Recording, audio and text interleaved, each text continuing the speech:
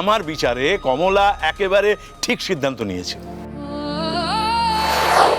মা লক্ষ্মী ঘরের বাইরে কলিং বেল বাজাচ্ছিলেন, আর তোমরা মা লক্ষ্মীকে ঘরে ঢুকতে না দিয়ে যাকে ওরা আমাদের সমস্ত শর্ত মানতে রাজি ছিল, সেখানে তোমরা কি করলে?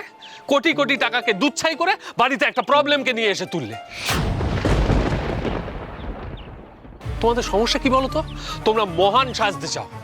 এই মহান সাজার চক্করে তোমরা আজকে কি কি হারালে সেটা একবার ভালো করে ভেবে দেখো। আচ্ছা, কি বলছিস কি সমর? ওইটুকু একটা বাচ্চার জীবনের বদলে আমাদের কাছে টাকার বেশি প্রয়োজন ছিল। হ্যাঁ, প্রয়োজন ছিল, প্রয়োজন ছিল। সবচেয়ে বেশি দরকার হচ্ছে টাকা। কুবেরের ঘর থেকে কেউ যদি খালি হাতে ফেরে তাহলে তাকে বোকা ছাড়া আর কিছু বলা যায় না। আমার কথা কিন্তু তোমরা কোনোদিনই পাত্তা দাওনি, দেবেও না। ঠিক আছে, তোমাদের যা খুশি তোমরা তাই করো।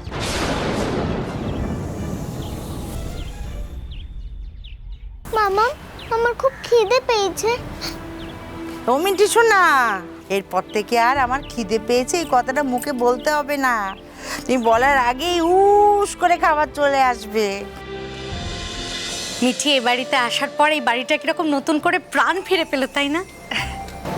সত্যি, আজ আমার মিঠি সোনাকে তার মাম্মা নিজে হাতে খাইয়ে দেবে। কি তোমারে কি কইছিলাম? হ্যাঁ, আমার বৌমা তার মাইয়ারে লইয়া ঠিক বাড়ি ফিরবো। কার বৌমা দেখতে হইব তো। আরে আমার কথা কিছু বুঝতাছো নাকি এমনি এমনি মাথা নাড়াইতাছো? মা, কাজটা তুমি একেবারেই ভালো করলে না। যেভাবে ফুল কনফিডেন্সের সঙ্গে ঝাজ্জার ঝাজ্জার করে ইংরেজি বলছিলে, আমি তো ভাবছিলাম যে পুরো না হোক অন্তত অর্ধেক সম্পত্তি আজকে পল্লবীর নামে হয়েই যাবে। কিন্তু কোথায় কি, আমাদের তো টাকা পয়সার দরকার নেই। মা কি করলো? সমস্ত মোহমায়া ত্যাগ করে মিঠির হাত ধরে বাড়ি নিয়ে চলে এলো। দেখো, দাদা কিন্তু খুব একটা ভুল কিছু বলছে না।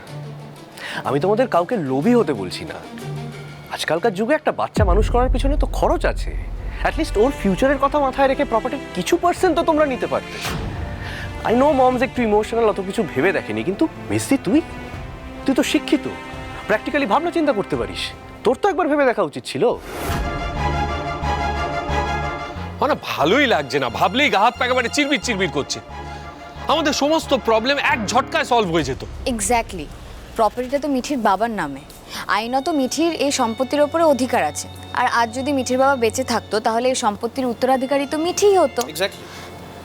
আর মা, কিছু মনে করবেন না, আপনি কিন্তু হাতের লক্ষ্মী পায়ে ঠেললেন। বাড়িতে রোজগার করার লোক 3টে, কিন্তু বসে খাওয়ার লোক 11 জন। এত নীতি নৈতিকতা মেনে তুমি কোন নোবেল প্রাইজটা পাবে শুনি? ব্যাস, চুপ করো এবার। অনেক বলে ফেলেছো, অনেক। এবার মন দিয়ে আমার কথা শোনো। তোমাদের মা কমলা ওই বাড়িতে কোনো ব্যবসায়িক লেনদেন করতে যায়নি, গিয়েছিল আমাদের পরিবারের প্রতিনিধিত্ব করতে। পরিবারের প্রতিনিধি বোঝো? ওই বাড়িতে দাঁড়িয়ে কমলা যে সিদ্ধান্ত নিয়েছে সেটাকে সম্মান জানানো আমাদের প্রত্যেকের নৈতিক কর্তব্য। কারণ আমার বিচারে কমলা একেবারে ঠিক সিদ্ধান্ত নিয়েছে।